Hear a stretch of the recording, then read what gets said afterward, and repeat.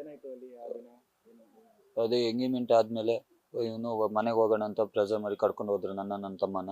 ಆಮೇಲೆ ಹೇಳಿದ ಅವನು ಕ್ರಿಕೆಟ್ ಆಡ್ಬಿಟ್ಟು ಬನ್ನಿ ಹೋಗಿ, ನಾ ಮಲಗಿರ್ತೀನಿ ಆಮೇಲೆ ಎಬ್ಸು ಬಂದು ಅಂತ.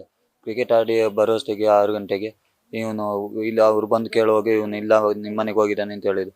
ಬೇರೆಯವರು ಬಂದು ಈ ಥರ ಪ್ರಕಾಶ್ ಗಲಾಟೆ ಮಾಡ್ತಿದ್ದಾನೆ ಅಂತ ಮನೆ ಹೇಳ್ಬೇಕಾದ್ರೆ ನಾವು ಮನೆಗೆ ಹೋಗಿ ನೋಡೋದ್ರಲ್ಲೇ ಹಿಂಗಾಗಿತ್ತು. ಅಂದ್ರೆ ಅವನೇ ಬಂದು ಎಂಗೇಜ್ಮೆಂಟ್ ದಿನ ಅವನೇ ಅವನ ನಮ್ಮನ್ನೇ ಕರ್ಕೊಂಡು ಹೋಗಿದ್ದು ಬಂದು ಇದು ಮಾಡಿದ್ದಾನೆ. ಕರ್ಕೊಂಡೋಗಿ ಅವ್ರ ಮನೇಲಿ ಇರ್ತಿದ್ದಾನೆ. ಅವ್ರ ಮನೇಲಿ ಇಡ್ಸ್ಬಿಟ್ಟು ಕ್ರಿಕೆಟ್ ಆಟ ಕಳ್ಸಿದ್ರು. ನಮ್ಮನ್ನ ಅವನ ತಮ್ಮನ ಜೊತೆ ಅವನೊಬ್ಬನೇ ನಿಮ್ಮ ಮನೆಗೆ ಬಂದಿದ್ದಾನೆ. ಮತ್ತೆ ಮನೆಗೆ ಬಂದಿದ್ದಾನೆ.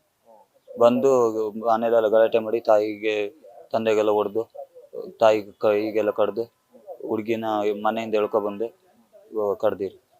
ಅಂದ್ರೆ ಹೊರಗಡೆ ಮನೆ ಹೊರಗಡೆ 100 ಮೀಟರ್ ಒಳಗಡೆ ಬಂದು ಕಡ್ದಿರು. ಅದು ನಿಮ್ಗೆ ಯಾವಾಗ ಗೊತ್ತಾಯ್ತು ಹಿಂಗೆ? ನನಗೆ 6:30 7 ಗಂಟೆ ಗೊತ್ತಾಗಿತ್ತು. 7 ಗಂಟೆ ಗೊತ್ತಾಯ್ತು. ಹಾಂ, ಮಣ್ಣಪ್ಪ. ನಿಮ್ಮ ಮನೇಲಿ ಯಾರು ಇರಲಿಲ್ಲ? ನಾವು ತಂದೆ ತಾಯಿ ಅವರು ತಂಗಿ 3 ಜನ ಇದ್ದೀವಿ. ಮೊದಲೇ ಪ್ರೀತಿ ಮಾಡ್ತೀರಾ ಇಬ್ಬರು? ಹಾಂ, ಒಂದು 4-5 ತಿಂಗಳಾಗಿತ್ತು. ಇಬ್ಬರು ಪ್ರೀತಿ ಮಾಡ್ತೀರಾ? ಮನೇಲಿ ಒಪ್ಕೊಂಡಿದ್ರು ಮದುವೆ ಮಾಡ್ತೀನಿ ಅಂತ? ಅವ್ನ ಪ್ರೆಜರ್ಗೋಸ್ಕರ ಒಪ್ಕೊಂಡಿದ್ದು. ಇಲ್ಲಾಂದ್ರೆ ಗುಂಡೊಡಿತೀನಿ ಸಾಯಿಸ್ತೀನಿ ಅಂತ ಹೇಳಿ ಮಾಡ್ತಾನೆ. ಗುಂಡೊಡಿತೀನಿ ಅಂತೆಲ್ಲ ಹೇಳ್ತಿದ್ದ ಅವನು, ಸಾಯಿಸ್ತೀನಿ ಅಂತ. ನಿಮ್ಮ ತಂಗಿಗೆ ಇಷ್ಟ ಆಯ್ತಾ ಅವ್ನ ಮದುವೆ ಆಗೋಕ್ಕೆ? ಇಷ್ಟ ಇಲ್ಲ, ಇಷ್ಟ ಇರಲಿಲ್ಲ. ಅವ್ನ ಪ್ರೆಜರ್ಗೋಸ್ಕರ ಮಾಡ್ತಾಯಿದ್ವಿ. ಮಾಡ್ತೀನಿ ಅಂತ ಹೇಳಿ ಅಂದ್ರೆ ಅವನೇ ಬಂದು ಎಂಗೇಜ್ಮೆಂಟ್ ಮಾಡ್ಕೊಂಡ? ಹಾಂ, ಅವ್ರ ಫ್ರೆಂಡ್ಸ್ ಕರ್ಕೊಂಡು ಬಂದು ಎಂಗೇಜ್ಮೆಂಟ್ ಮಾಡ್ಕೊಂಡು. ಅಂದ್ರೆ ಯಾವ ಕಾರಣಕ್ಕೆ ಅಂತ ಗೊತ್ತಿಲ್ಲ ಮಾತ್ರ ಈಗ.